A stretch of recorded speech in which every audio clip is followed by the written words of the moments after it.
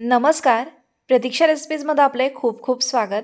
आज आपण potato वेजेसची recipe बघणार आहोत. बनवायला अतिशय सोपी आणि झटपट होते. छोट्याशा भुकेसाठी किंवा काहीतरी स्नॅक म्हणून किंवा चटपटीत लहान मुलांसाठी खास करून बनवायचं असेल तर ही रेसिपी तुम्ही नक्की बनवू शकता. रेसिपीला सुरू करण्या अगोदर चॅनलला नक्की सबस्क्राईब करा, शेजारील बेल आयकॉनवर हिट करा म्हणजे माझ्या प्रत्येक येणाऱ्या नवीन व्हिडिओचे अपडेट्स तुम्हाला मिळत राहतील. तर इथे मी 4 मध्यम आकाराची बटाटे घेतलेली आहे. ती स्वच्छ धुवून घ्यायची आहे.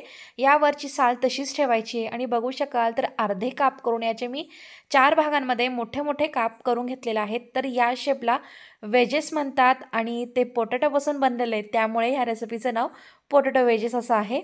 तर आता ही सर्व बटाट्याची जी काप आहे ते पाण्यामध्ये आपल्याला स्वच्छ धुवून घ्यायची आहे, कारण याला बटाट्याला बऱ्यापैकी स्टार्च असतो, तर तो धुतला जाईल, निघाला जाईल. आता हे बटाट्याचे काप आपल्याला गरम पाण्यामध्ये घालून हे वाफवून घ्यायचं आहे. बटाटा आपल्याला 50 ते 60% यामध्ये थोडंसं मीठही घातलं आहे. बटाटा शिजत आहे तोपर्यंत एक मिश्रण आपण इथे तयार करून घेऊयात. त्याकरता 2 चमचे इथे मी कॉर्नफ्लोअर घेतलं आहे, 1 चमचा मैदा आहे, त्यानंतर अर्धासा चमचा इथे मी बेसन पीठ घेतलेलं आहे आणि यामध्ये आणखी बेसन पिठाप्रमाणे तुम्ही तांदळाचं पीठ देखील घेऊ शकता.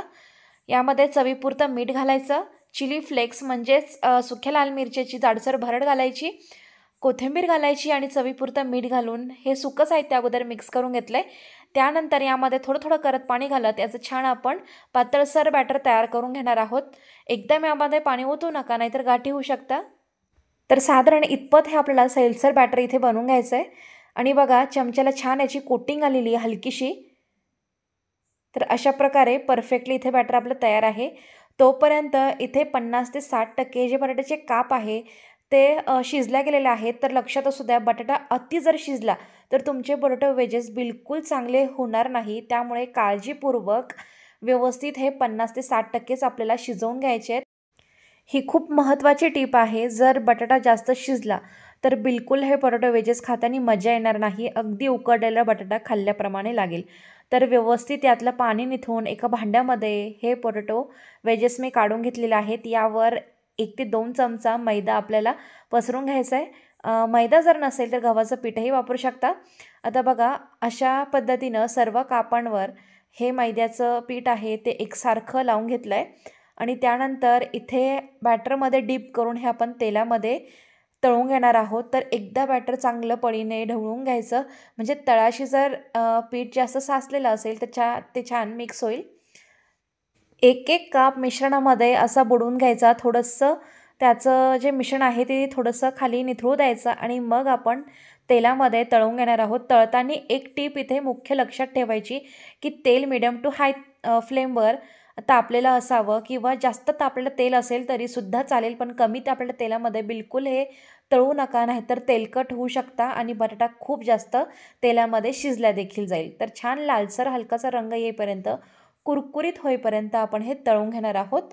आणि तेलकट बिलकुल होत नाही. जर तुम्ही जास्त तापलेल्या तेलामध्ये जर हे तळून घेतलं तर तेलकट बिलकुल होत नाही. जर कमी तापलेल्या तेलामध्ये तळलं तर हे पोटॅटो वेजेस हमखास तेलकट होतील. तर सर्व पोटॅटो वेजेस मी अशाच पद्धतीनं तयार करून घेतलेले आहेत.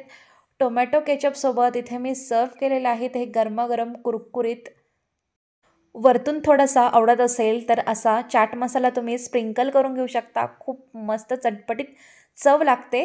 याबरोबर जर एखादा डीप आवडत असेल तर ते तुम्ही बनवून खायला घेऊ शकता. अगदी शेवटी गार्निशिंगसाठी कोथिंबीर टाकली आहे. नक्की रेसिपी ट्राय करा. केल्यानंतर कमेंट करून सांगा की कशी झाली. व्हिडिओला लाईक करा, शेअर करा. पुन्हा भेटूया अशाच एका छानशा मस्त रेसिपीसोबत. व्हिडिओ बघितल्याबद्दल तुमचे खूप खूप धन्यवाद.